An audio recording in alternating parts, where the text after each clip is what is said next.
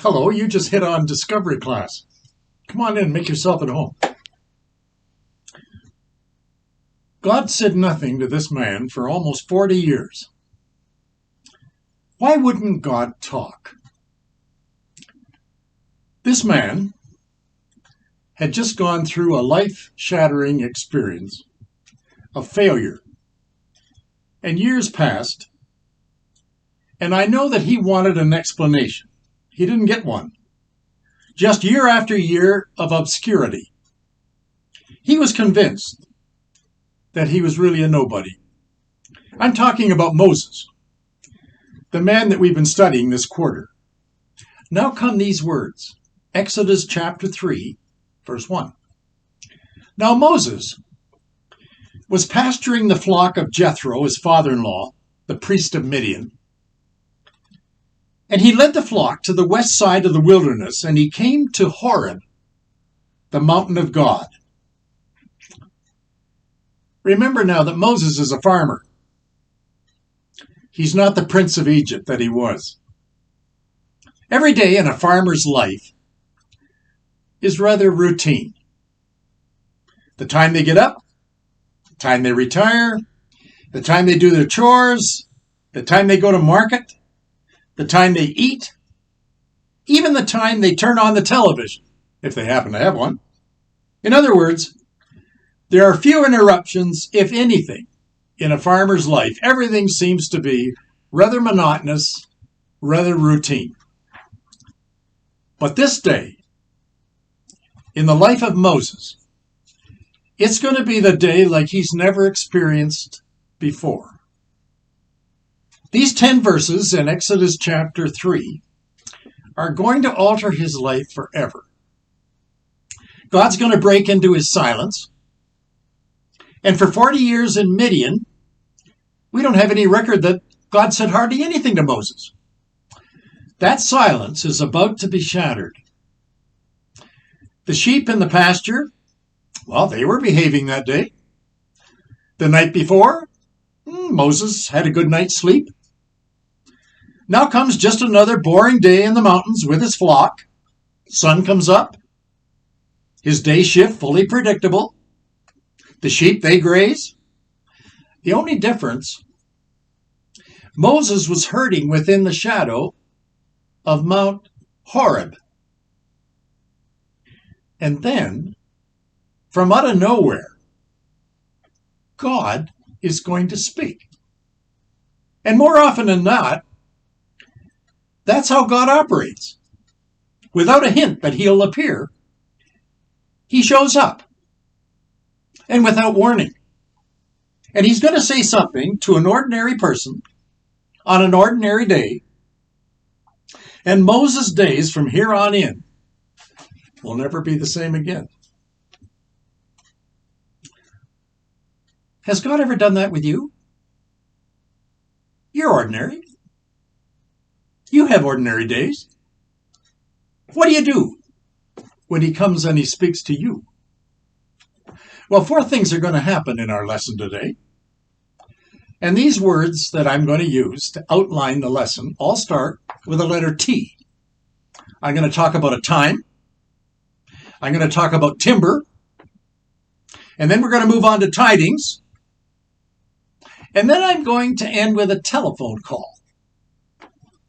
Let's begin with T, time. God doesn't carry a watch. Time doesn't mean anything to him. This time and day, it was just like any other day. It was to Moses. He had his sheep. They grazed near Mount Horeb. Does that remind you of another passage in Scripture? In the New Testament, Matthew chapter 24, verse 37, listen to this. The days of Noah.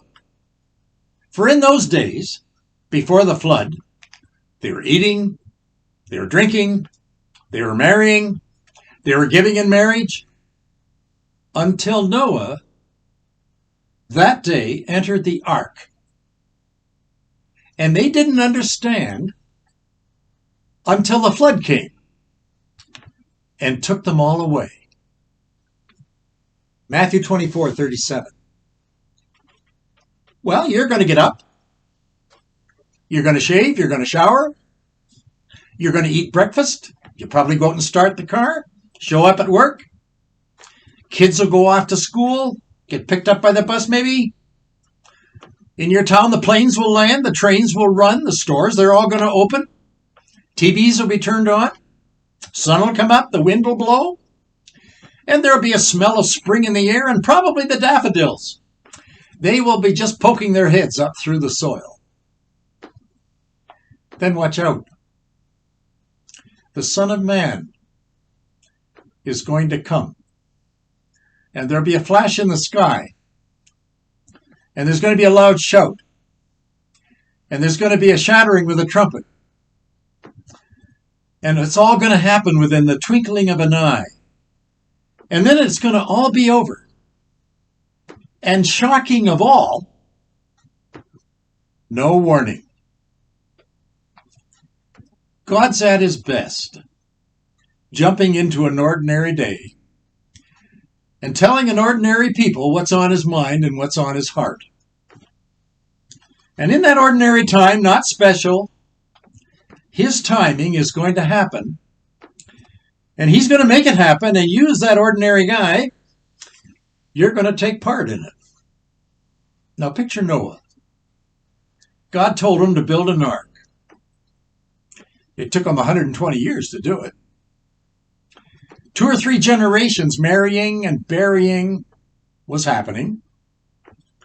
Noah's hired men were his sons. He had 3 sons. Can't you hear the ribbing and the cat calling from his neighbors? Rumors began to pass around that the old man was losing it. I think Noah's coming down with Alzheimer's. I wouldn't be surprised he's got a little touch of dementia. Laughter and ridicule, they followed Noah wherever he went. He's building a boat. They chided. He says there's coming a flood. And we're all going to be destroyed, but only his family and his descendants, they're going to make it. Noah was never told by God when that would happen. Time was of no essence.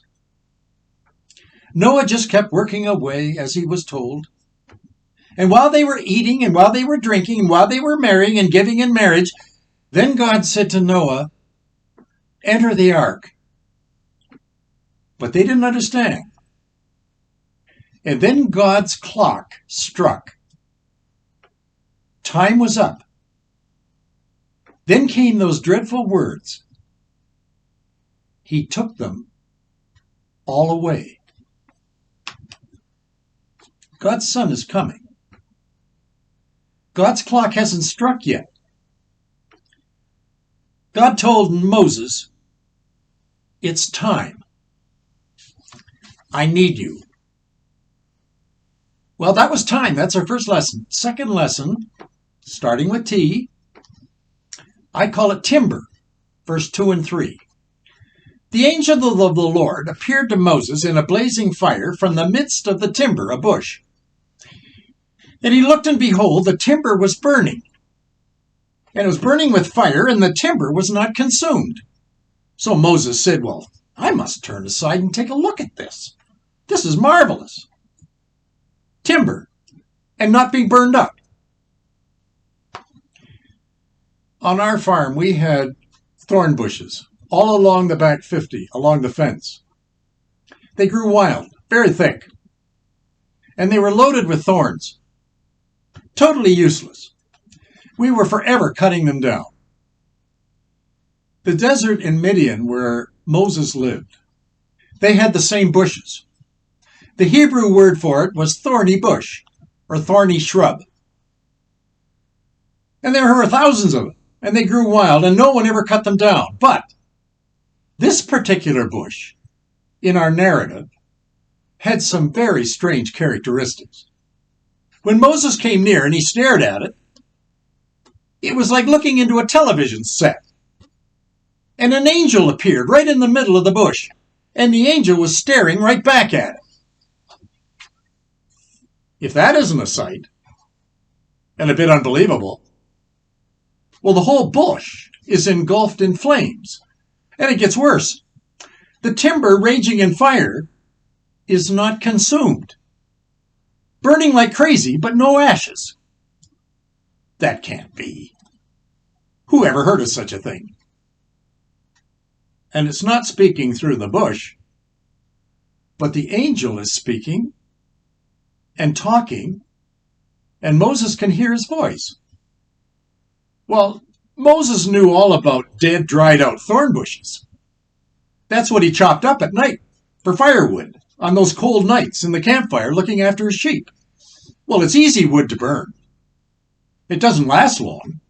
Everything is so dried and nice. It's like probably eating and burning your straw. In no time, there'd be ashes. Not this bush. The fire raged. It never went out. And it wasn't even consumed. Well, Moses had never seen anything like that. The voice hadn't spoken yet. Moses, at that moment, he probably wished that somebody was standing nearby so that he could wave them over and be convinced that he wasn't losing his mind. I think that's what I'd do. Then a voice came out of the burning timber.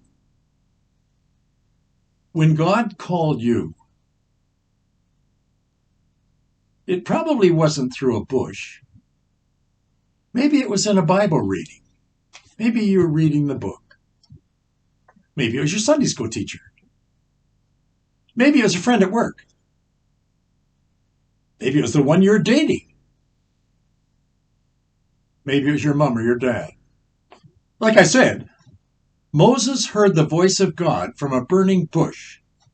And he was the only one on earth, I think, that probably ever had that happen to him. Now comes my third point. I call it the tidings. God's going to speak. Are you aware that God loved you in advance?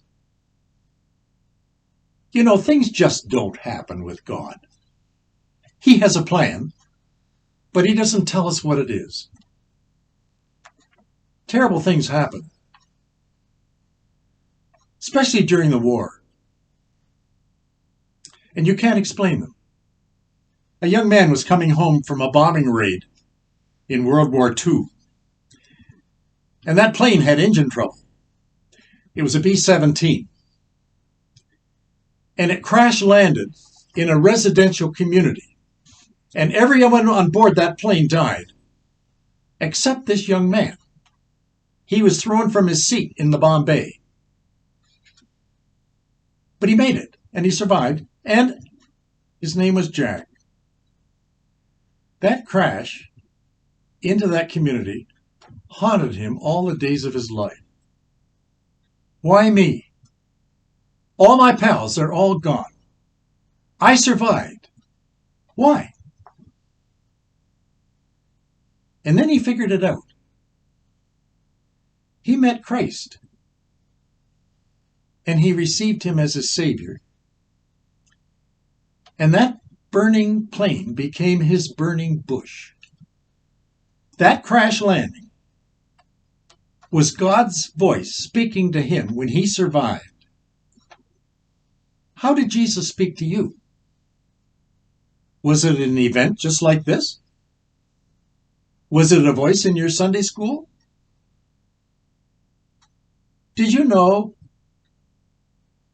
it was all arranged ahead of time by God himself? God loved you, and he redeemed you in advance. Moses standing before that bush, quite a spectacle. He was all ears. He could not have had a better setup when you think about it. Nobody around. It couldn't be more quiet. And then the voice began to speak. Here's my fourth point. I call it the telephone call. Verse 4. When the Lord saw that Moses turned aside and looked, God called to him from the midst of the bush, and he said, Moses, And he repeated it, Moses. And he said, here am I. My wife and I, we've got a landline telephone. Most of you have a cell phone. I've got a landline. We get a lot of crank calls on our phone. And it happens at all hours of the day. This morning when I was coming into work, I got the phone of a crank at 5:30. Woke me up. Also, like me, when you make a phone call on your landline, do you ever find that many people don't pick up their phone? So what do? I usually go on to voicemail. And all you can do is leave a voice message. That's what I do. Sometimes I have fun with my landline. If you call me, here's what might happen. Listen to this. I'll say, hello. You reached the actual voice of Ron Kernahan. He's really happy to receive your call. And if you keep talking, he will answer every question you've got. Better yet, you might want to make an appointment with him and he will actually meet with you. I know you think that this is a silly recording, but I'm going to let you talk again now, and you're going to be surprised that the voice you're hearing is really me. At that, I pause. I don't say anything more. And there's usually silence at the other end. Then I get these amazing reactions. Here's one. I think Ron's going nuts. I think he's losing it. Here's another one. Does Mary know he's doing this? Try this one. I think I've experienced everything now. And then finally, am I missing something here?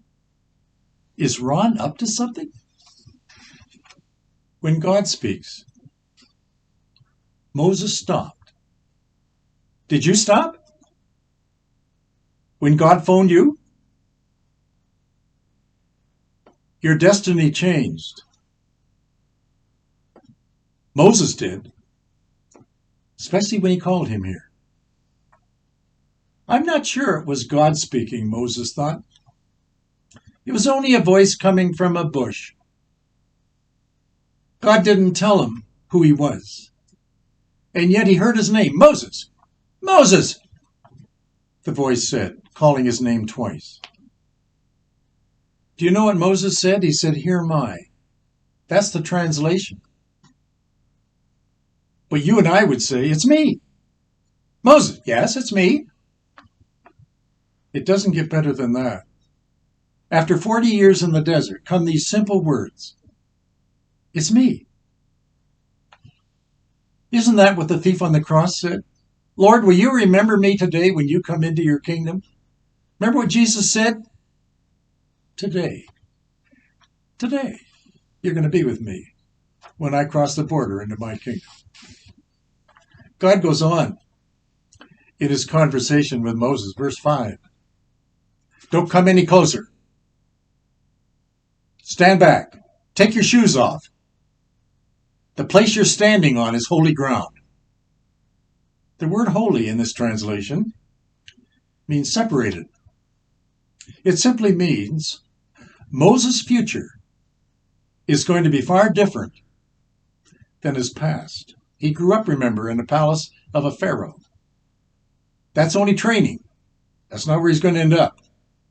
Take your shoes off. This is holy ground. I am the God of your father. I'm the God of Abraham. I'm the God of Isaac. And I'm the God of Jacob. God repeated. What did Moses do? The Bible tells us in verse 6 that he hid his face because he was afraid to look upon the Lord. None of these men that I mentioned, Abraham, Isaac, or Jacob, they weren't really sterling Hall of Famers. They were all flawed. And when God called Moses, he was really saying to a flawed man, okay, it's your turn. Moses, I'm selecting you as one of our favorite members, and you're flawed, and I've got something for you to accomplish for me because I'm going to put you to work. Verse 7 and 8, the Lord said, I have seen the affliction of my people who are down there in Egypt, and I have heeded their cry because of their taskmaster, for I am aware of their suffering. So I have come down to deliver them from the power of the Egyptians. Well, that isn't news really to Moses. He's aware of that. He saw that with his own eyes. He put an Egyptian to death because of the way he treated one of his fellow men. That was 40 years ago. But nothing has changed. Where's God's words next going to be? Well, then comes verse 10. Therefore, Moses, I send you to Pharaoh, so that you may bring my people, the sons of Israel, out of Egypt. Discovery class, do you think Moses will do that? Caravans passing through Midian had reminded Moses, I'm sure, again and again, what was going on down there in Egypt. The Jewish Hebrews in Egypt, their condition of his people was horrible. What he heard wasn't really new news. When God said he was aware of the suffering, well, Moses was too. God just verified through these camel drivers and God's voice that there was a trade route, and the voice was that these people were in trouble back home in Egypt. I want you to come back next week and come to this class again, and I'm going to tell you what Moses decided. Do you think he's going to hear from that bush that's burning, that voice, and he's going to act and obey? Well, you better come and find out, because it's the most amazing, intriguing story. You might be surprised how this man Moses is going to behave. Thanks for joining me today. I'll look for you next week when you come back.